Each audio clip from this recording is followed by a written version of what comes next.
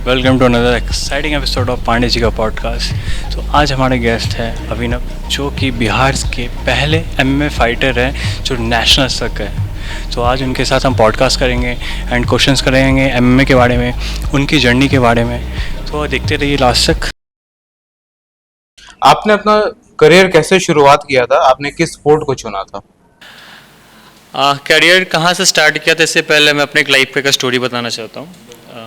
Actually बचपन में मैं बहुत पतला दुबला था, बहुत बुली हुआ हूँ स्कूल में, सब जगह। तो मेरा फोकस था स्टार्टिंग में मैं स्ट्रॉन्ग बनूँ।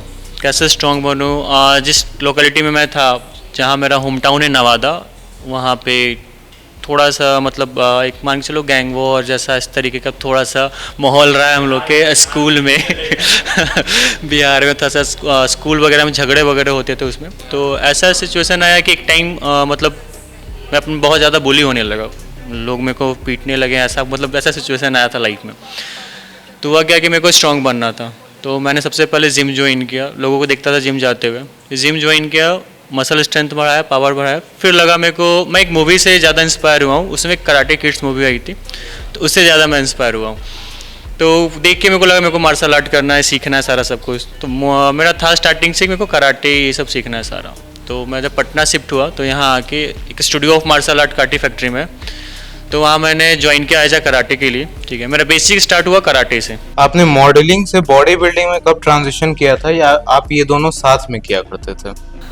बॉडी बिल्डिंग मेरा चल रहा था, बॉडी बिल्डिंग मैं कंटिन्यू कर रहा था। साथ में मेरी फिजिक अच्छी हो गई थी, पर्सनालिटी अच्छी थी, हाइट अच्छी थी। तो लोगों ने सजेस्ट किया कि आप मॉडलिंग ट्राई करो सारा। तो एज ए फ्रेंड सर्कल में उन लोग ने वो सजेस्ट किया कि आप स्टार्ट करो मॉडलिंग वगैरह, तो मैंने स्टार्ट किया। फिर आपको जो बुली करते थे, तो उसके बाद आप कराटे वराटे सीखे, उसके बाद रिवेंज लिया?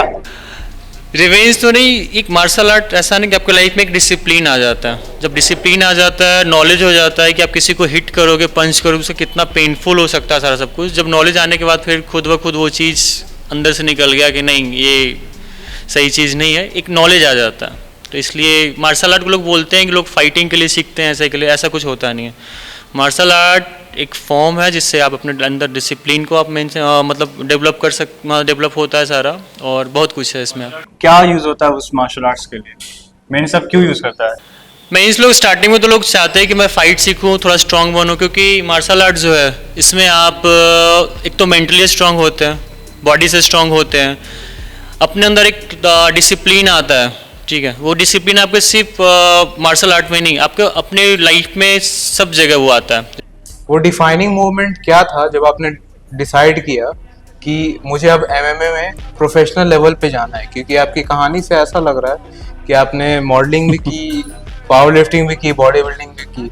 ऐसा कौन सा मूवमेंट था जब आप सोचे कि अब मुझे नेशनल्स में हासिल करना ही है कुछ? मैं प्रैक्टिस लगभग 5-6 मंथ कंटिन्यू प्रैक्टिस किया। इसके बाद मेरे को लगा थोड़ा सा कि अब नेशनल के लिए जाना चाहिए सारा, क्योंकि बिहार से उस समय पहले कोई फाइटर नहीं जाते थे। जब मैं कराटे कर रहा था तो जो मेरे सेंसाई हैं, जो मेरे गुरु हैं, उन्होंने बताया कि एक नया स्पोर्ट्स आया है एमएमए का, मिक्स मार्शल आर्ट।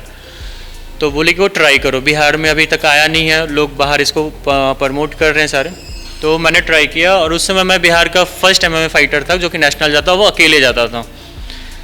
तो वहाँ जानने के बाद पता चला कि एमएमए होता क्या है, एक्चुअली होता क्या है। तो थोड़ा सा इंटरेस्टेड रहा, केज के अंदर फाइट, थोड़ा सा टसन मिला, थोड़ा सा जो मेरे को चाहिए था। हाँ, तो जब नेशनल प्लेटफॉर्म पे गया, वहाँ देखा किस तरीके से फाइट होते हैं सारे सब कुछ, तो फिर मेरे को लगा कि नहीं, बिहार में इसको आना चाहिए। क्योंकि जब मैं बिहार से फर्स्ट टाइम गया था तो बहुत कुछ सीखने को मिला। वहाँ भी मैं बुली हुआ हूँ बिहार को लेके, कि बिहार से आया है, ऐसा क्या करेगा नहीं करेगा। तो पहले फाइट में मैंने नेशनल में ही ब्रॉन्ज मेडल लगाया था मैं, और 2017 फर्स्ट टाइम जिसमें मेरा नेशनल लगा, शायद बिहार का पहला ही मेडल था, वो पहला नेशनल, मैं पहला फाइटर ही था। यही रीजन था कि आपने ये जो एमएमए अरीना खोला है वो बिहार में खोला है, ना कि ऐसे किसी शहर में जहाँ पे आपको प्रॉफिट ज्यादा होते हैं और फेम मिलता आपको? आपने हाँ। बिहार को ही क्यों चूज किया? क्योंकि बिहार जो मैं फेस किया हूँ नेशनल में, लोग बोलते बिहारी है, ऐसे वैसे क्या करेगा ये वो। तो नेशनल में थोड़ा सा मेरे को वो बोली फेस करना पड़ा, इस कारण मैं सोचा कि नहीं, बिहार से भी फाइटर, क्योंकि मैं अकेले जाता था, अलग अलग स्टेट से कम मान के 50, 10, 20 फाइटर ऐसे रहते थे जम्मू कश्मीर से 50 फाइटर आ रहे, एमपी से 20-30 फाइटर हैं, तो ऐसे करके बिहार से सिर्फ अकेला 1-2 फाइटर रहता था। तो लगा कि नहीं, बिहार में इसको प्रमोट करना बहुत ज़रूरी है, क्योंकि अभी ये बहुत तेज़ी से ग्रोथ वाला स्पोर्ट्स है, बहुत तेज़ी से ग्रोथ हो रहा है एमएमए, और इसलिए मैं यहाँ पे सोचा कि यहाँ पे स्टार्ट करता हूँ। पहले से हमारी और एकेडमी चल रही है, स्टूडियो ऑफ मार्शल आर्ट, और इसको मैं प्रॉपर एमएमए को से उसको स्टार्ट करना चाह रहा था। आप ये बताइए, जब आप वहाँ compete किया करते थे तो कोई ऐसा डेमोग्राफिक या ऐसे रीजन से लोग आते थे जिससे लोग डरते थे, या फिर सोचते थे कि यार यहाँ से लोग आ रहे हैं, ये टफ होंगे? जैसे हरियाणा के लोग सोचते हैं कि रेसलर्स है ये वो। हाँ बिल्कुल, यही चीज़ है कि अभी तो बिहार में तो गोल्ड भी आ गया सारा, वर्ल्ड चैंपियनशिप का सिलेक्शन भी ले चुके हैं, लड़कियां भी इसमें बिहार में आगे निकल रही हैं। बिहार में गोल्ड्स खुशी नाम की लड़की है, तो उसका गोल्ड है बिहार का एमएमए में नेशनल लेवल पे। तो यहाँ से लड़कियां भी निकल रही है, लड़के भी निकल रहे हैं। हाँ, एक टर्म ऐसा, एक जगह आया था ऐसा कि हरियाणा नॉर्थ ईस्ट वाले जितने भी होते हैं थोड़ा सा टफ फाइट होता है उनके साथ, तो बिहार भी उसमें शामिल हो गया, क्योंकि बिहार में भी बहुत ज़्यादा पोटेंशियल है। अभी बिहार में एमएमए को लेके या कोई martial arts, boxing, kick boxing, karate, ये लोग को इस चीज़ को लेके क्रेज कितना ज़्यादा है अभी है, या फिर अभी बन ही रहा है? बिहार में तो एमएमए का बहुत क्रेज़ है। मेरे को अभी तो फाइटर जुड़ रहे हैं हमारे साथ, अभी मैं इसको ओपन किया है। अभी मेरा पोटेंशियल जो है 60 to 70 स्टूडेंट प्रॉपर जो फाइट एमएमए फाइटर अभी वो रेडी हो रहे हैं। मे बी 1 से 2 मंथ में वो नेशनल के लिए प्रिपेयर हो जाएंगे। मे बी अगर सब कुछ अच्छा रहा तो हम बहुत जल्द बिहार में एक नेशनल फाइट कराने का सोच रहे हैं, कि जो बिहार में प्रमोशन हो, इसका प्रमोट हो एमएमए। अगले 5-10 साल में आपको क्या लग रहा है, बिहार का सिचुएशन बेटर होगा क्या? यहाँ पे और एमएमए जिम्स दिखेंगे क्या? यहाँ से और फाइटर्स जैसा आपने नेशनल तक, इंटरनेशनल तक जाएंगे? आपको क्या लगता है? बिल्कुल, बिहार से पहले ही हमारे एक श्यामानंद सुंदर जो सासाराम से, वो इंटरनेशनल को जा बीट कर चुके हैं, गोल्ड लगा चुके हैं, उनका गोल्ड रहा है ना इंटरनेशनल में। तो और भी फाइटर हैं, अभी एक हमारे सुमित थे, एमएफएन कॉन्ट्री में खेल के आए, बिहार के पहले गोल्ड मेडलिस्ट हैं सुमित। अच्छे अच्छे फाइटर यहाँ बिहार से निकल रहे हैं, अभी बहुत सारे फाइटर निकल रहे हैं, और आने वाले टाइम में भी बिहार एक एमएमए में एक अच्छा पकड़ बना सकता है, अगर इसको थोड़ा सा अपॉर्चुनिटी मिल जाए। थोड़ा सा जैसे हमारा पहला क्लब हुआ, 1-2 क्लब और बिहार में खुल रहे हैं धीरे धीरे, तो इसको करते करते हम लोग का और भी प्लान है आगे भी इसको इम्प्रूव करने का, अलग अलग डिस्ट्रिक्ट में एमएमए को जाके प्रमोट करके वहाँ क्लब खोलने का, या फिर लोगों को गाइडेंस करने का इसको। तो आप एमएमए अरीना में क्या क्या सिखाते हो लोगों को? किन किन एजेस से, कौन वुमेन, मैन, किसको किसको? एमएमए अरीना सबके लिए, यहाँ पे 4 साल बच्चों से स्टार्ट है, आप 40, 50, 60 किसी भी एज में आके यहाँ पे आप ट्रेनिंग कर सकते हैं। यहाँ पे गर्ल्स के लिए भी एक स्पेशल बैचेज है, आप फीमेल्स के लिए special Zumba classes, fitness activity, combat sport, सबका है। बच्चा 4 साल जब स्टार्ट करता है तो उनको पता नहीं होता किस डायरेक्शन में भेजना है, तो यहाँ पे हम पहले 1 से 2 मंथ उनको वॉच करते हैं, क्या उनका किस तरफ उनका ज़्यादा रुझान है, तो देखते हैं, स्किल देखते हैं, थोड़ा थोड़ा हम कभी कराटे का भी, कभी बॉक्सिंग का भी, कभी किक का भी, वो तो प्रैक्टिस कराते रहते हैं, जिसमें वो बेटर होता है फिर हम उनको उस तरफ उस लेवल पे लेके जाते हैं। House of Supplements has got everything you need in your fitness journey, from whey proteins to pre-workouts, all at a very good price. अब ये तो बात हो गई बिहार के बारे में। आपके बारे में कुछ सवाल है। वो पहला मैच, पहला बार आप जब रिंग में गए थे और लोगों को देखे कि आपके फाइट के लिए लोग आए हैं, आपको कैसा लगा? वो फीलिंग हमको बताइए जरा। वो बिल्कुल अलग फीलिंग था, क्योंकि फर्स्ट टाइम मैं केज के अंदर गया था, क्योंकि बिहार में वो फैसिलिटीज़ थी नहीं। बिहार में बस नॉर्मली बॉक्सिंग, कराटे ये सब का प्रैक्टिस किया था। एमएमए में जो यूज होते हैं, ग्रैपलिंग, जिजुत्सु वगैरह, तो उसका प्रैक्टिस कर रहा था। जब मैं नेशनल में गया तो बिल्कुल अलग ही माहौल था, अलग ही दुनिया ही बिल्कुल अलग थी। केज के अंदर घुसने के आप जानने के साथ ना, एक बाहर का सराउंडिंग कोई साउंड सुनाई नहीं देता, इतना ज़्यादा वहाँ पे आपका वो अटेंशन आ जाता है पूरा। आपने कहा कि आप नर्वस थे पहले मैच से पहले, आप ये बताइए कि फर्स्ट नेशनल्स में जाने से पहले की ट्रेनिंग और नेशनल्स में compete करने के दौरान की ट्रेनिंग कौन ज़्यादा हार्ड थी? वहाँ तक पहुँचना या फिर उसको मेंटेन करना और compete करते रहना साथ में? ऑफ कोर्स उसके पहले की ट्रेनिंग बहुत हार्ड थी, क्योंकि उसमें कोई क्लियरिटी नहीं था कि किस तरीके से फाइट होता है, क्योंकि बिहार में कभी वैसा फाइट हुआ नहीं, कभी देखने को मिला नहीं। हमने टीवी में ही देखा है, यूएफसी वगैरह, उससे इंस्पायर होके किस तरीके से सिर्फ मैंने देखा था। जब मैं रिंग के अंदर गया तो मेरे को रियलिटी समझ में आई कि जब पंचेज हिट होती है फेस पे तो कैसे बॉडी रिएक्ट करता है, माइंड, स्टेट ऑफ माइंड आपका कितना स्ट्रांग होना चाहिए, सारा सब कुछ। तो वो चीज़ वहाँ समझ में आई सारा सबको। जब पंच फेस पे पड़ रहे थे तो आपका कॉन्फिडेंस लेवल डाउन होता है, फिर आपका माइंडसेट वीक होता है, फिर उसमें आप अपने आप को कैसे स्ट्रॉन्ग कर सकते हैं। तो वो एक्सपीरियंस मिला रिंग के अंदर। और बाकी उससे पहले थोड़ा सा वो था क्या बोलते हैं उसको, एक्साइटमेंट था थोड़ा कि केज के अंदर जाना है, फाइट करना है, थोड़ा सा ये वो थोड़ा सा रहता है स्टार्टिंग में। जब केज के अंदर गया तो फिर समझ में आया कि हाँ क्या चीज़ है। तो उसके बाद की जो ट्रेनिंग थी तो मेरे को समझ में आ गया मेरे किस चीज़ पे वर्क करना है, कितना करना है, कैसे करना है। तो एक एक्सपीरियंस आ गया सारा।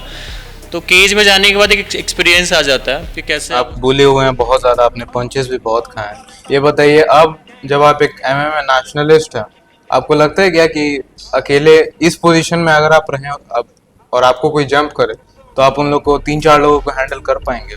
3-4 लोग तो ये मैं एक अपना स्टोरी बताऊंगा। 2000 मे बी 2017 या 18 का स्टोरी है। हाँ, प्राइम टाइम में था जिस समय मैं नेशनल का पूरा पिक लेवल पे था, तैयारी कर रहा था उसका। मेरे को भी नहीं पता था कि मेरे अंदर इतना ज़्यादा पावर है। एक्चुअली हुआ क्या कि जिस बिल्डिंग में मैं रहता था उस बिल्डिंग में 3 फ्लोर आपके वो हॉस्टल थे और 1-2 फ्लोर लॉज टाइप में था वैसा कुछ। तो बाजार से भी में मैं रहता था पहले, तो वहाँ थोड़ा सा गैंग वॉर जैसा सिचुएशन रहता है वहाँ पे। तो मैं अपने रूम में रेस्ट कर रहा था आफ्टर प्रैक्टिस के बाद। तो नीचे कुछ साउंड हल्ला मतलब झगड़ा वगैरह हो रहा था। तो मैं नीचे गया तो कोई लड़का एक बच्चे को मार रहा था बहुत बुरी तरीके से। तो मेरे से बर्दाश्त नहीं हुआ, मैं देखा उसको मार रहा है बहुत बुरी तरीके से। तो मैं बीच में गया उसको समझाने के झगड़ा मत करो ऐसे वैसे। तो उसी में से किसी ने कोई मेरे को पंच हिट कर दिया। जब हिट किया तो मेरे को थोड़ा सा गुस्सा आ गया कि भाई एक तो गलत कर रहे हो, ऊपर से कुछ समझा रहा था उसको मार रहे हो। तो उस समय वो लोग कम से कम 7 से 8 लोग थे, ठीक है। तो मेरे को लगा, मैं कुछ नहीं सोचा क्या होगा नहीं होगा, सिचुएशन क्या आएगा कैसा आएगा। मैं बस उसके ध्यान में था वो बच्चा पीट रहा है, वो पीटना नहीं चाहिए। तो उसको मतलब मैं बचाने के लिए उसको गया सामने। तो पता नहीं मेरे अंदर कैसे कोई पावर आया, वो मैं 8 लोगों को अकेले संभाल लिया था वहाँ पे। तो अभी भी बाजार समिति में लोग जानते हैं, जो पहले पुराने हैं वो जानते हैं कि जो मेरा झगड़ा हुआ था बहुत ऊपर लेवल तक चला गया था। बहुत लोग मेरे को ढूंढ रहे थे कौन लड़का है ऐसे वैसे। एक सैदपुर इनमें इन्वॉल्व हो गया था सैदपुर इन्वॉल्व हो गया था, बहुत सैदपुर के लड़के थे ऐसा वैसा। मेरे को उस समय कुछ पता नहीं था सैदपुर क्या है बिहार में, पटना में। तो वो उसमें मेरे को अंदर आया कि मेरे अंदर भी सुपर पावर है। तो वो एमएमए के थ्रू वो जो मैंने प्रैक्टिस किया उसका रिफ्लेक्शन आया। हाँ, कॉन्फिडेंट बिल्ड हो जाता है सारा। कभी ऐसा लगता है कि मान लीजिए किसी का आपसे लड़ाई होने वाला है और उसको अगर पता चल गया कि आप एमएमए खेले हैं, आप बॉक्सिंग भी किए हैं, कराटे भी किए हैं, तो ऐसा कभी हुआ है क्या कि वो पीछे हट गया है कि मुझे नहीं पिटना है? बेसिकली लोग जानते हैं कि एमएमए फाइटर क्या होते हैं, बॉक्सर क्या होते हैं, उनको पता है, जनरल लोग जानते हैं नॉर्मली।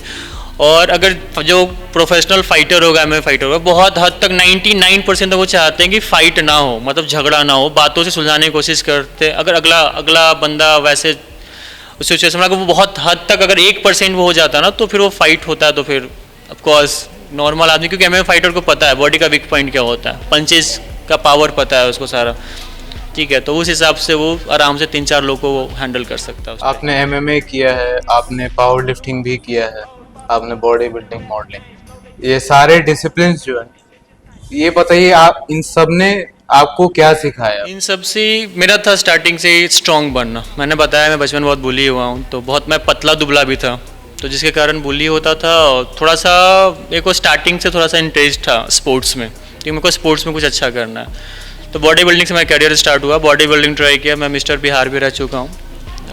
फिर मैंने बॉडी बिल्डिंग के समय मैंने प्रैक्टिस स्टार्ट की पावर लिफ्टिंग की। पावर लिफ्टिंग मैंने स्टार्ट किया तो मैं नेशनल तक गया। इसमें ऑल इंडिया रैंक में 6th रैंक आया था सब जूनियर में। फिर उसके बाद एमएमए तो मैं चल ही रहा था, कराटे उस बीच में, क्योंकि एक एक्स्ट्रा स्किल सीखने का मेरे अंदर वो था। हमेशा लर्निंग का मेरा रहा है कि मैं कुछ सीखते रहूँ सारा। और मेरी फिजिक अच्छी थी, ऐसे कुछ लोगों ने सजेस्ट किया कि मॉडलिंग भी कर सकता हूँ, मैंने मॉडलिंग भी किया। अभी मैं रॉडीज का भी ऑडिशन वगैरह जाके देता हूँ, लगातार 2-3 साल से दे रहा हूँ। हाँ, अभी भी कंटिन्यू चल रहा है मेरा। अभी मॉडलिंग भी कंटिन्यू चल रहा है मेरा सारा सब कुछ। एमएमए भी चल रहा है, MMA national referring and judging करता हूँ। मैं क्लब खोलने का ये था कि मैं यहाँ से बच्चों को नेशनल तक लेके जाऊँ सारा। हाँ, अपने बच्चों को, बिहार के बच्चों को बिहार से लेके, इसका मैं स्टार्टिंग से ही कर रहा था, प्लानिंग कर रहा था कैसे क्या करना है। क्लब तो मेरे को बहुत पहले खोल लेना चाहिए था, इसी बीच मैं जिम में एज अ ट्रेनर भी वो वर्क किया हूँ। मैं लगभग 8 साल का मेरा एक्सपीरियंस रहा है। गोल्ड जिम में as a head trainer, Talwalkar में as a head trainer, pro fitness gym में रिसेंटली, क्योंकि ट्रेनिंग लाइन मेरा स्टार्टिंग में पैसन रहा है ट्रेनिंग देना स्टार्टिंग से ही। मैं जब बॉडी बिल्डिंग कर भी रहा था उस समय अपने साथ 5-6 बच्चों को रेडी कर रहा था बॉडी बिल्डिंग के लिए। बहुत सारे बच्चों को मैंने बॉडी बिल्डिंग प्लेटफॉर्म तक भी लेके गया हूँ। और पावर लिफ्टिंग में भी मैं 2-4 बच्चे को ट्रेनिंग कर रहा था, वो भी अभी अच्छे लेवल पे गया ये है। बताइए, आपने बॉडी बिल्डिंग भी की, पावर लिफ्टिंग भी की, इससे आपको एमएमए में कोई फायदा दिखा है? क्योंकि बहुत लोग सोचते हैं कि मैंने बॉडी बना ली है, मैं पावर लिफ्टिंग कर रहा हूँ, अब तो मैं फाइट नहीं कर पाऊँ। नहीं, आपको और दुगना फ़ायदा दिखेगा उसका। जब आपके अंदर स्ट्रेंथ होगा, ठीक है, बॉडी स्ट्रांग है, तो आपका अपोनेंट आपसे फेयर होना स्टार्ट हो जाता है। जब देखता है कि बंदा तगड़ा है, बॉडी अच्छी शरीर से, तो थोड़ा सा उसके मन में थोड़ा सा वो आ जाता है। एक तो इफ़ एंड बट का वो आ जाता है, कितना स्ट्रांग होगा, कैसा होगा, ठीक है। तो पहले उसका स्टेट ऑफ माइंड थोड़ा सा डाउन हो जाता है। वहीं पे आपकी फिजिक बहुत मैटर करती है, क्योंकि फर्स्ट एक्सप्रेशन बोलते हैं ना, कि फर्स्ट एक्सप्रेशन बहुत मैटर करता है। जितनी अच्छी आपकी फिजिक होगी उतना अच्छा आप थोड़ा सा मतलब अपने ओपोनेंट के साथ वो कर पाएंगे, डोमिनेट कर पाएंगे, या फिर वो आपका ओपोनेंट आपसे थोड़ा सा फेयर होगा थोड़ा। तो नहीं, ऐसा कुछ नहीं है। अब एमएमए प्रैक्टिस कर रहे हो साथ में, तो आपकी बॉडी फ्लेक्सिबल ऐसे भी हो जाएगी, क्योंकि आप जब किक करोगे, पंच करोगे, तो फ्लेक्सिबिलिटी की चीज़ है। जब तक आप बॉडी फ्लेक्सिबल नहीं होगा, आप किक मार ही नहीं पाओगे, ठीक है। जब आपका हार्ट कोऑर्डिनेट नहीं करेगा आपके मसल के साथ, माइंड के साथ, तो फिर आप पंचेज कर नहीं कभी ऐसा हुआ है आपके साथ कि सामने वाला बंदा दिखने में उतना तगड़ा नहीं है पर बहुत ज्यादा स्किल था और आप अंडर एस्टिमेट कर बैठे उसको? बिल्कुल, ये मेरे साथ 2022 में जब मेरा सेमीफाइनल था, मैं सिल्वर और गोल्ड के लिए मैं जब फाइट कर रहा था, उस टाइम मेरे साथ ऐसा हुआ कि एक फाइटर था उत्तराखंड का, जब वो देखेगा ब्रॉडकास्ट तो थोड़ा सा करेगा। मैंने उसको थोड़ा सा ज़्यादा कुछ अंडर एस्टिमेट कर दिया, क्योंकि वो बहुत पतला दुबला था और मेरे को उसका फाइट पहले से मैंने उसका देखा नहीं था। फर्स्ट टाइम एक्सपीरियंस था और बाद में हम दोनों अच्छे दोस्त भी बन गए अभी। तो उसका नाम उदय था। रिंग के अंदर मैं उसको थोड़ा सा ज़्यादा डोमिनेट कर लिया थोड़ा सा, क्योंकि मैं उसको बहुत पतला दुबला था, वो थोड़ा सा लगा कि नहीं मैं इसे बहुत ईजिली जीत जाऊंगा सारा सब कुछ, तो ओवर कॉन्फिडेंट हो गया था। तो मैं उसी तरीके से फाइट कर रहा था, ज़्यादा एग्रेसिव नहीं हुआ, बल्कि आराम से मैं इसको हरा दूंगा, ऐसा मेरे अंदर फील आ गया था स्टार्टिंग में। जब मैं उनसे फाइट करना स्टार्ट किया तो मेरे को समझ में आया नहीं, कंपटीशन बहुत टफ है। जब तक मेरे को समझ में आया तब तक with in I think 50 seconds के अंदर उन्होंने आरएनसी लगा दिया मेरे को। तो हाँ, जब तक मेरे को समझ में आया कि ओपोनेंट थोड़ा टफ है, ज़्यादा है, कुछ सोचने से पहले आरएनसी लग गया, तो ये मेरे को फील आया कि बॉडी से भी जज नहीं कर सकते हैं। जिसका बॉडी अच्छी है वो अच्छा फाइटर नहीं हो सकता, या फिर जो पतला दुबला है वो अंदर से वीक नहीं हो सकता। आप इसमें एमएमए कभी जज नहीं कर पाओगे। होता है ये कि जैसे मेरा एक फ्रेंड है, ठीक है, तो वो जिम जाता है, तो उसको लगता है मैं एमएमए सीखता हूँ अभी क्या से, तो उसको लगता है वो मेरे को हरा सकता है। ऐसा कुछ है कि बॉडी बिल्डर्स फाइटर्स को हरा सकते हैं? ऐसा आप मैं बोल सकता हूँ कि एमएमए फाइटर जो है बॉडी बिल्डर को आराम से इजीली हरा सकते हैं, क्योंकि एमएमए के पास सारे स्किल होते हैं। ग्रैपलिंग के भी स्किल होते हैं, रेसलिंग के भी स्किल होते हैं, बॉक्सिंग के भी स्किल होते हैं, किक के भी स्किल होते हैं, जुजुत्सु को भी लॉक वॉक लगाने के भी स्किल होते हैं। बॉडी बिल्डर के पास सिर्फ स्ट्रेंथ होता है, एमएमए के पास वो स्ट्रेंथ ऑलरेडी होता है। जब इतना आप ट्रेनिंग करोगे ना, तो उसके साथ स्ट्रेंथ ऑटोमेटिक बिल्ड हो जाता है। मसल्स पावर होता है बॉडी बिल्डर के पास, तो मसल पावर हमेशा वर्क नहीं करता है, क्योंकि एमएमए फाइटर कितना ही पतला दुबला हो, उसको आराम से ग्रैब करके गिरा सकता है, लॉक लगा सकता है, उसको टेक्निक पता है, वो टेक्निकली वर्क करेगा। बॉडी बिल्डर जो ताकत से काम करेगा, तो ताकत सब जगह वो काम नहीं करता जो आपका टेक्निकली वर्क करता है। तो बिल्कुल, आप आराम से, अगर एमएमए फाइटर हो तो आप आराम से किसी भी सिचुएशन में, कितना भी हाइट से लंबा हो, कितना भी, क्योंकि आपको सेल्फ डिफेंस आता है। बॉडी का वीक पॉइंट क्या आपको मालूम है, आपको पंचेज कहाँ पे हिट करना वो मालूम है। बॉडी बिल्डर को वो चीज़ नहीं मालूम है। बॉडी बिल्डर आपको पंच चलाएगा, आप शिफ्ट करके उसके फेस पे दोगे तो हाँ, बॉडी बिल्डिंग कंडीशनिंग में नहीं होती। बॉडी बिल्डिंग में आपको पंच खाने का आदत नहीं होता है। फाइट एमएमए होता है थोड़ा। एमएमए में क्या होता है कि स्पैरिंग के दौरान आपको चोट भी लगती है, सारे हम लोग कंडीशनिंग भी कराते हैं, ताकि आपके मसल, आपका जो माइंड ऑफ स्टेट है, वो आपको उस चीज़ को समझ में आ जाए कि हाँ पंच लगता है तो उसका क्या पावर और कैसा वो पेनफुल होता है, कैसा पेन होता है, तो माइंड उस चीज़ को अडॉप्ट कर लेता है। जब आपको पंच भी लगेंगे तो आपको नॉर्मल लगेगा। डेली प्रैक्टिस का है वो, तो आपका वार्म अप है। आप लड़कियों के लिए भी कोई सेल्फ डिफेंस सिखाते हो, या सिर्फ क्लब में सिखाते हो, या सिर्फ बाहर भी कुछ ऐसा कुछ? हमारा एक अपना प्रोजेक्ट चल रहा है, प्रोजेक्ट शक्ति, जिसमें बिहार के सारी लड़कियों को सेल्फ डिफेंस सीखना बहुत ज़रूरी है, क्योंकि जब वो बाहर जाते हैं तो बुली होते हैं बहुत ज़्यादा लोग। एक तो पहले हमारे इंडिया का जो मेंटलिटी है इंडिया में कि बिहारी बिहारी बिहारी बिहारी बिहारी लोग बहुत लो। हाँ, ये चीज बहुत हर्ट करती है कि बिहारी है, जज करते हैं लोग। जैसे मैं दिल्ली गया था, मेरे को रैंडम जज कर रहे थे बिहारी है। 99% बिहारियों को बाहर फेस करना पड़ा है कि लोग बिहारी नाम से किस तरीके से बुली करते हैं, जो इमेज बिहार का बना हुआ है बाहर। तो स्पेशली गर्ल्स जब बाहर जाती है बिहार से, तो उनको बस लोग ऐसे ही जज करते हैं बिहार से बिहारी है, मतलब क्या ऐसे वैसे लोग उसको मान के चलो। आपका जैसे कि कॉलेजेस हो गए, स्कूल्स हो गए, तो उसमें आप ना भी करते हुए हमको लगता है कि 90% गर्ल्स बुली होती ही होंगी, बुली हुई भी है। यहाँ पे बहुत सारे मेरे इंक्वायरीज भी ऐसे आए हैं।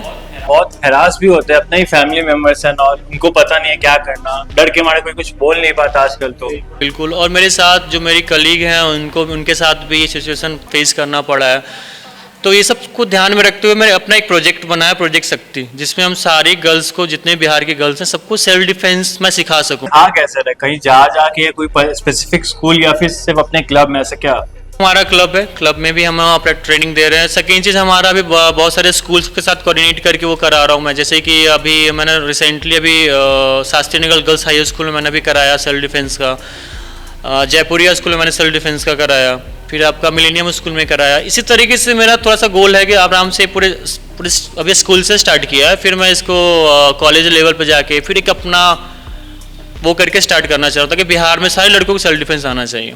ये बताइए, आपने प्रोजेक्ट शक्ति बताई, आपने अपने एमएमए अरेना का फ्यूचर बताया कि आप इसको फ्रेंचाइज में भी कन्वर्ट करना चाहते हैं इन द फ्यूचर। मेरा एक तो गोल रहा है स्टार्टिंग से कि बिहार में कुछ ऐसा हो सारा कुछ अलग, क्योंकि बिहार में बिल्कुल अलग है एमएमए। लोग बिहार में सिर्फ सोचते हैं, टीवी पे देखते हैं कि एमएमए फाइट कैसे होता है, यूएफसी वगैरह सारा। तो इसको मैंने बिहार में लेके आया, तो थोड़ा सा मेरे लिए थोड़ा सा ये चैलेंजिंग है यहाँ पे कि लोग बहुत अवेयर नहीं है। एमएमए को लोग जानते हैं कि ये फाइट करना सिखाता है, फाइटिंग है, ऐसा है वैसा है। बिल्कुल नहीं, ये गलत चीज़ है, सबके गलत मिथ है ये कि एमएमए से सिर्फ आप फाइट सीखते हो। एमएमए से आप अपने अंदर वो एनर्जी जनरेट करते हो, अपने अंदर वो अपना एक ऑरा डेवलप करते हो। एमएमए से लाइक मानिए किसी का मेंटल स्टेट थोड़ा, मतलब किसी फैमिली इशू के कारण, रिलेशनशिप के इशू के कारण, उससे कुछ ठीक होता है, इफेक्ट पड़ता है? बिल्कुल बिल्कुल, बहुत ज़्यादा आपका एनर्जी यहाँ पे डाइवर्ट होता है, जो आपके अंदर एनर्जी कंज्यूम हुआ है। आप यहाँ पे आके अपना जब ट्रेनिंग करते हो ना, तो आपका सोचने का शक्ति बढ़ता है, आपके अंदर जो पोटेंशियल क्या है वो निखर के आता है बाहर। तो आपको आप खुद को आप जज करना स्टार्ट कर देते हैं कि हाँ हम क्या हैं, क्या कर सकते हैं सारा। ये सब फील्ड में आपको काम करेगा, सिर्फ ट्रेनिंग में नहीं, एमएमए में नहीं, बिल्कुल आपको फाइट में भी नहीं, आप स्टडी में भी आपको सपोर्ट करेगा कि आप स्टडी कर रहे हो तो अपना जब लिमिट पुश करोगे तो आपको समझ में आएगा। तो अपने स्टडी के साथ साथ आपके लाइफ के सराउंडिंग, जो भी आपका सराउंडिंग है उसमें आपको ये करेगा, आपको सपोर्ट करता है। क्योंकि जब आपके लाइफ में डिसिप्लिन आ जाएगी तो सिर्फ यहाँ तक सीमित नहीं रहेगी, आपके पूरे ऑल ओवर लाइफ में डिसिप्लिन आ जाएंगे सारे। एमएमए के बारे में मिथ्स तो बहुत सुने हैं, लोग कहते हैं, कहने दीजिए, अलग बात है। घर में जो पेरेंट्स को पता चलता है कि उनके बच्चे एमएमए में घुस रहे हैं या वो करियर बनाना चाहते हैं, सीखना चाहते हैं, हाँ, तो ऐसा मिथ्स और मिसकंसेप्शंस क्या है?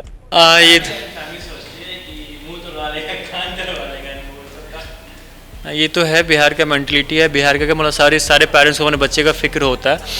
तो थोड़ा सा उनको अपने क्या बोलते हैं उसको, अपने दिल पे पत्थर रखना पड़ेगा, क्योंकि आप तो अभी साथ में हो, तो आप देख ले रहे हो हाँ मेरा बच्चा कहीं बाहर झगड़ा ना करे या ऐसा नहीं करे वैसा नहीं करे।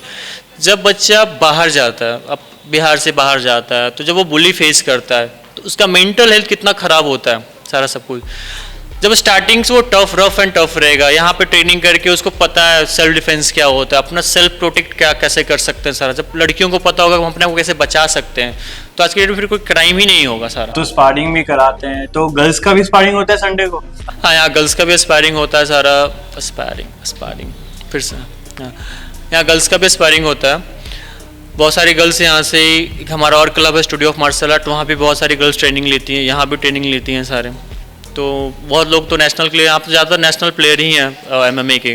अभी बहुत सारी फीमेल हमारी तरफ बहुत सारी फीमेल अभी इनका वो आ रहे हैं स्टार्टिंग सेल्फ डिफेंस के लिए और फिटनेस के लिए। ये तो आपने बताया सबके बारे में। अब आप बताइए कि आपका फ्यूचर में प्लान क्या है? क्या आपको फिर से इस केज में उतरना है, फिर से वो गोल्ड हासिल करना है, या फिर उससे कुछ नेक्स्ट करना है, कुछ अलग लेवल तक जाना है, ऐसा कुछ? मेरा था कि स्टार्टिंग जब मैं जिम लाइन में घुसा, मतलब जब मैं जिम में ट्रेनिंग देना स्टार्ट किया, तो मैं उधर ही ज़्यादा फोकस्ड हो गया।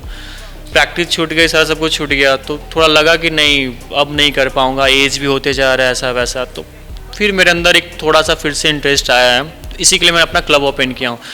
क्योंकि बिहार में उस तरीके से प्रैक्टिस हो नहीं पाते थे, सारे बाहर जाना फिर फैमिली को छोड़ के सारा सब कुछ वो हो नहीं पा रहा था। तो मैंने इसलिए अपना क्लब ओपन किया कि हाँ मैं भी अपना प्रैक्टिस स्टार्ट करूँ, और फ्यूचर में हाँ मे बी मैं फिर से कम बैक करूँगा, जो मेरा रह गया अधूरा सपना इंटरनेशनल में मेडल गोल्ड लाने का, वो मैं उसको पूरा करूँगा सारा, फिर से स्टार्ट करूँगा एमएमए, साथ में बिहार को भी आगे लेके जाना है इसमें एमएमए को।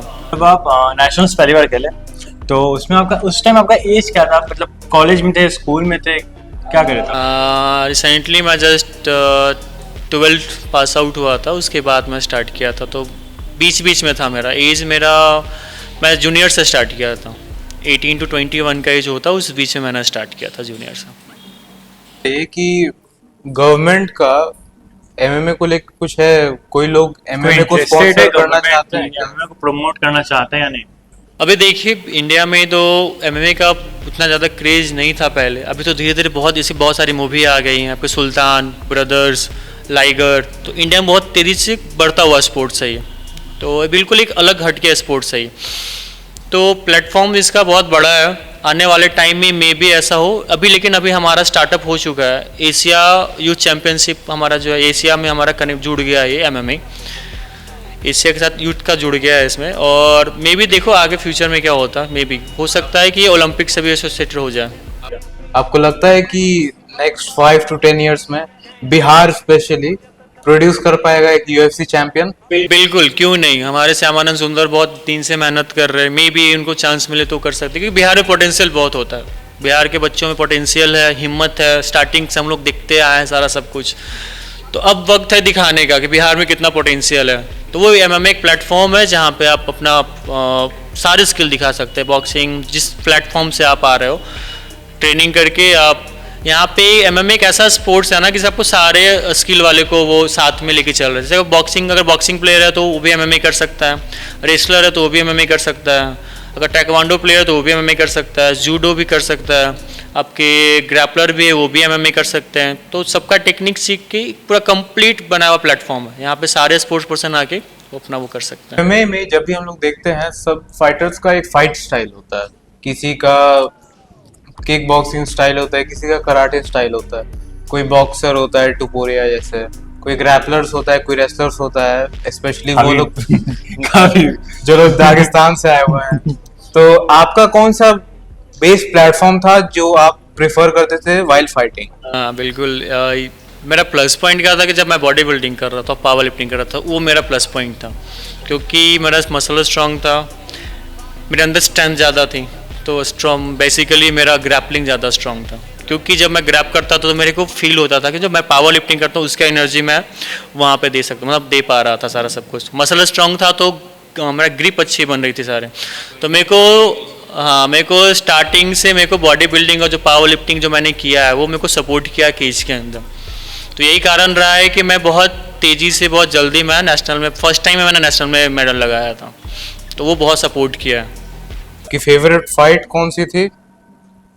मेरी फेवरेट फाइट लास्ट जो मैंने 2022 में किया, क्योंकि बहुत कम टाइम, बहुत मान के चलो 2 से 3 मंथ के प्रिपरेशन मैंने नेशनल किया था, क्योंकि उस समय मेरा थोड़ा सा लाइफ में बहुत उतार चढ़ाव चढ़ रहा था, तो थोड़ा सा मैं डिप्रेस भी था बहुत, और मेरे को लगा कि नहीं मेरे को फिर से कुछ कम करना है, कुछ करना है, ऐसा लग रहा था मैं कहीं बंद गया हूँ, जिम में ट्रेनिंग देते देते मैं बोर हो गया था, तो लगा करना है, तो उसी बीच नेशनल का डेट आ गया था, तो प्रैक्टिस करने का टाइम मिला नहीं, तो मैं थोड़ा बहुत प्रैक्टिस करके जब नेशनल में गया वहाँ पे, तो मेरे को फिर अपने अंदर के पोटेंशियल भी समझ में आया सारा, तो वो मेरे लिए बहुत टफ फाइट था, क्योंकि इसमें आपके 4 राउंड होते हैं, मतलब 4 लेवल होते हैं, एक आपके क्वार्टर राउंड होता है, क्वार्टर फाइनल होता है, सेमी फाइनल होता है और फाइनल होता है। अगर आप क्वार्टर राउंड जीतोगे तो आप सेमी क्वार्टर में जाओगे, सेमी क्वार्टर आप विन करोगे तो आप सेमी फाइनल में जाओगे, जब सेमी फाइनल आप विन करोगे तो आप फाइनल में जाओगे, तो आपको 4 स्टेज कंप्लीट करने होते हैं, और ये फाइट बैक टू बैक होते जाते हैं, तो थोड़ा सा वो रहता है, थोड़ा जब तक आप 6 महीने साल भर का ट्रेनिंग नहीं किए हो तो वहाँ पे तो जाना थोड़ा टफ होता है।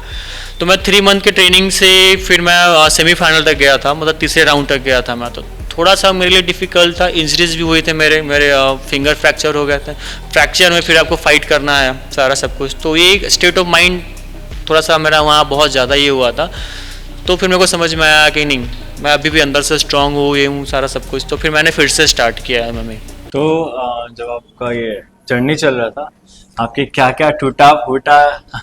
मल्टीपल इंजरी हुए सारे, क्योंकि स्पोर्ट्स MMA कॉम्बैक्ट स्पोर्ट है, तो कॉम्बैक्ट स्पोर्ट में तो इंजरी होने का चांसेस रहता है थोड़ा, अगर आप प्रिकॉशन लेते हो। मेजर इंजरी मेरा शोल्डर डिसलोकेट हुआ था, जो कि आज भी है थोड़ा सा, लेकिन अब मैं स्पोर्ट्स पर्सन में होता नहीं कि वो अंदर से वो क्या बोलते हैं, आदत हो जाती है, फिर नहीं तो फिर आपका वो एक अलग ही पावर वो होता है, बहुत जल्दी बॉडी हिल भी कर लेता है उस चीज़ को। माइंड से जितना ज़्यादा स्ट्रॉन्ग, सब माइंड का खेल है, जब माइंड से स्ट्रॉन्ग हो जाता है तो आप आराम से उस चीज़ को हैंडल कर लेते हो। MMA बूढ़े लोग भी सीखते हैं, अंकल आंटीज जो एकदम एजेड होते हैं?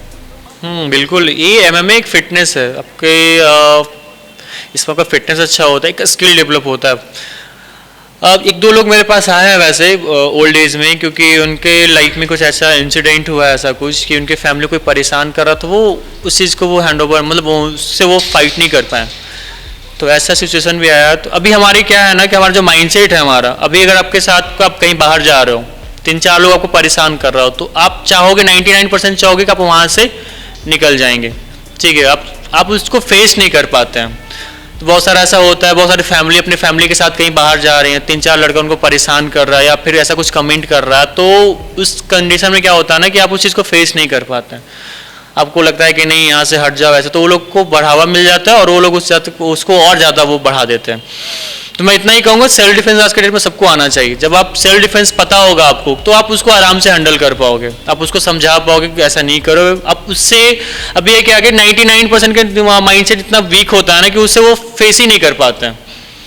तो इससे आप क्या कर सकते हैं कि आप सेल्फ डिफेंस जब आपको पता होगा, सीखे रहोगे आप, तो फिर आप आराम से उस चीज़ को हैंडल कर पाओगे, अपने फैमिली को प्रोटेक्ट कर पाओगे, फैमिली हो गया, किसी को भी आप प्रोटेक्ट कर पाओगे। खाना बंदूक ला दिया था बंदूक, उसका भी सेल्फ डिफेंस है आपका। ये मार दिया था, क्या करेंगे? आजकल का सवाल, जैसे मैं खुद अभी क्लास करता हूँ, मैं खुद स्टेट लेवल पे खेला हूँ, आप जानते हैं, ये डिस्ट्रिक्ट लेवल पे खेला है। मेरे टीचर एक बार कह रहे थे कि आज तो असला बारूद का जमाना है, तुम बॉक्सिंग करके क्या करो। तो इसके बारे में आप क्या कहना चाहेंगे? इसके बारे में हम कुछ नहीं कहना चाहेंगे, बस इतना ही कहेंगे कि सब अपने अपनी जगह है, ठीक है, सिचुएशन पे डिपेंड करता है। अगर आप MMA फाइटर हो तो ऐसा ज़रूरी नहीं कि आप सुपरमैन, सुपर पावर आपका कुछ भी कर सकते हो, दुनिया बचा सकते हो, ऐसा कुछ नहीं है। हाँ, इतना कॉन्फिडेंट होना चाहिए कि अगर कोई परेशान कर रहा हो तो वहाँ से आप किसी तरह से उसको हैंडल कर सकें, कैसे वहाँ से आप निकल सकें और कैसे अगले आदमी को वो चीज़ सिखा सकें, एक लेसन कि हाँ जो तुम कर रहे हो गलत कर रहे हो, ठीक है। अगर तुम करोगे ज़्यादा तो मैं इसका कैसे तुमको जवाब दूंगा सारा, कैसे उसको बता सके कि हाँ तुमसे ज़्यादा कोई स्ट्रांग है, ऐसा वैसा सब कुछ। क्योंकि हर सिचुएशन में असला बारूद नहीं होता, कभी कोई डंडा लेके ले आता है, जो मिलता बिहार में तो उठा लेते, तो उस सिचुएशन में MMA तो बहुत फायदा। हाँ बिल्कुल, आप जब को आपको पता है कि आप बॉडी से आपका मतलब कैसे आप उससे बच सकते हो, टेक्निक पता है आपको सारा सब, तो आप किसी भी फील्ड में हो आप उससे अच्छे से हैंडल कर सकते हो। कोई डंडा लेके आ रहा है तो उसका भी ट्रेनिंग है कि कैसे आप उससे निकल सकते हो, बॉडी में स्पीड आ जाता है। फिर कंडीशनिंग भी हम लोग की बहुत होती है, हाँ, कंडीशन होता है हम लोग के, बहुत जगह तो जॉब भी कंडीशन होता है, कोर भी कंडीशन होता है, तो ऐसा भी होता है, इम्पैक्ट प्रोटेक्शन हम लोग में इनबिल्ट हो जाता है। बिल्कुल बिल्कुल, ऑटोमेटिक हमारा बॉडी शिफ्ट करना स्टार्ट कर देता है। जब आप प्रैक्टिस करते हो तो आपका माइंड आपके हाथ के साथ कोऑर्डिनेट करना स्टार्ट कर देता है, तो कुछ भी ऐसा सिचुएशन आएगा ना तो आपका बॉडी खुद उस चीज़ को हैंडल करने के लिए कैपेबल होता है, खुद शिफ्टिंग करना स्टार्ट कर देता है, किसी भी तरीके से कुछ भी हो। तो आप इतने तरीके से प्रैक्टिस किए रहते हैं ना कि बॉडी उस चीज़ को अडॉप्ट कर लेता है। ऐसा कुछ भी सिचुएशन आया तो आप आराम से उस चीज़ को हैंडल कर सकते हैं। अभिनव, अब तो पॉडकास्ट खत्म होने वाला है, हम लोग का एपिसोड अभी तक का जर्नी हम लोग का है। इन फ्यूचर आपसे बिल्कुल मुलाकात होगी, एज आप तो मेरे कोच ही हैं।